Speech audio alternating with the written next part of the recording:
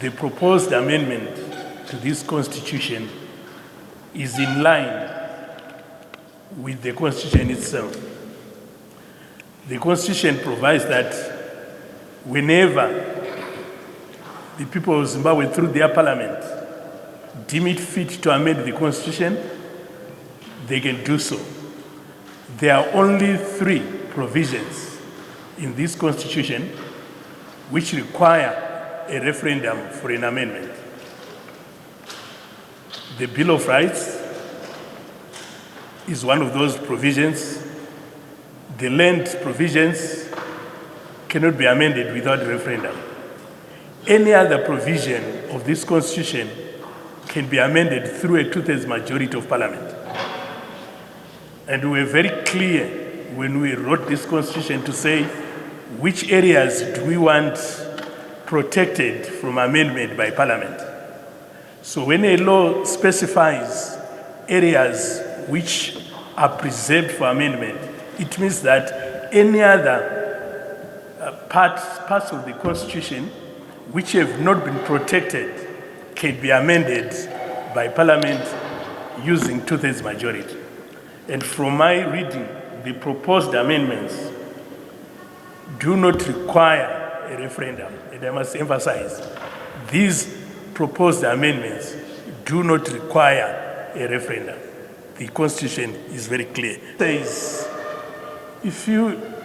a term limit is a period of more than 3 years, and the proposed amendment extends or increases by another 2 years.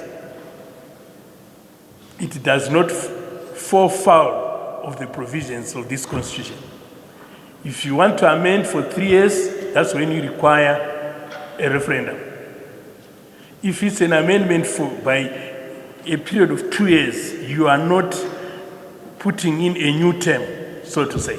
This is why we specifically made that provision in this constitution. So in other words, if you are extending by a period which is less than 3 years, you have not increased by another term. The constitution says so in very clear terms. I thought I should clear that. People are failing to understand something in the constitution. The constitution provides that any period below 3 years is not considered to be a term. And I think that is a very important piece of the law. So the current amendment is extending by 2 years, which falls short of 3 years.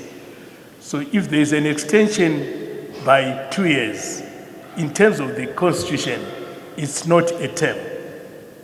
So the proposed amendment seeks to extend by 2 years, which falls short of a term.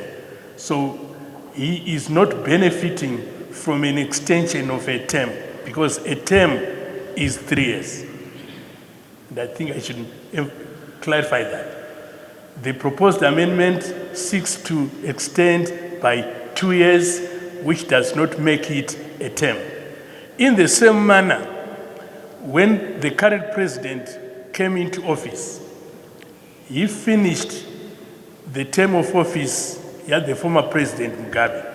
That period of 9 months, which he said, is not considered to be a term because it's less than 3 years. In the same manner, an extension by 2 years is also not considered by law to be a term. So in effect, he is not getting another term. It's not a third term. And it's not an extension which requires an amendment to the law as provided by the same constitution. The people, the party, ZANU PF, made a resolution, I think about 3 or 4 conferences, making the same resolution. The party wants President Mnangagwa to remain in office until 2030. That is the ZANU PF resolution. Everybody heard that. Then The resolution is then given to the government. This is what the party said you must do, together with all other resolutions on development and many issues. Government has a responsibility of finding a way of implementing those resolutions.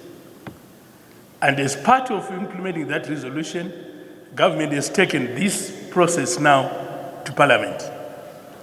Parliament is making a law for and on behalf of the people. Propositions are being made to amend the Constitution. Parliament must make sure that the public understands the intended amendments. It's not only one, there are numerous of them. So public hearings are then done to ensure that the public understands the nature of the amendments being proposed. But it is the responsibility of Parliament to amend the laws, to amend the Constitution whenever it's deemed necessary.